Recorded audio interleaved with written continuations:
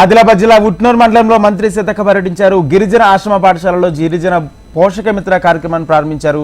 విద్యా వ్యవస్థను బలోపేతం చేసే దిశగా ప్రభుత్వం పనిచేస్తుందని మంత్రి సీతక్క తెలిపారు. గిరిజన పాఠశాలలో విద్యార్థులను ఉన్నతంగా తీర్చిదిద్దాలని టీచర్లకు సూచించారు. పోటీ ప్రపంచాన్ని తట్టుకునే విధంగా విద్యార్థులను తయారు చేయాలన్నారు.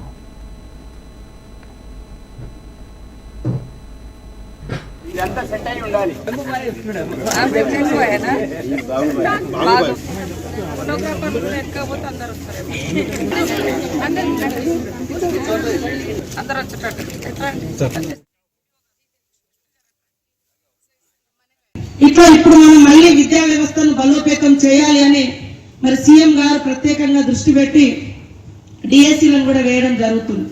ఈ పోటీ యుగంలో మన పిల్లలు రాణించాలంటే మీరు టీచర్స్ నేర్చుకుంటూ బయట ఏం జరుగుతుంది, డే బై డే ఏమొస్తుంది అనేది తెలుసుకుంటూ వాళ్ళని కూడా ఆ రకంగా మోల్డ్ చేయాల్సిన అవసరం ఉందని తెలియజేస్తూ మన యొక్క గిరిజన ఆశ్రమ పాఠశాల నుంచి కూడా ఒక అత్యున్నతమైనటువంటి విద్యార్థులను తీర్చిదిద్దాలి.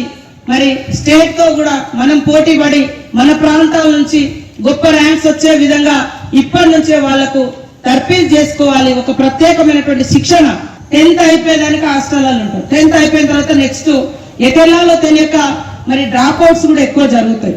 కాబట్టి ఇలా 10th అయిపోతున్న విద్యార్థులకు ఖచ్చితమైనటువంటి గైడెన్స్ కూడా మనం ఇవ్వాలి.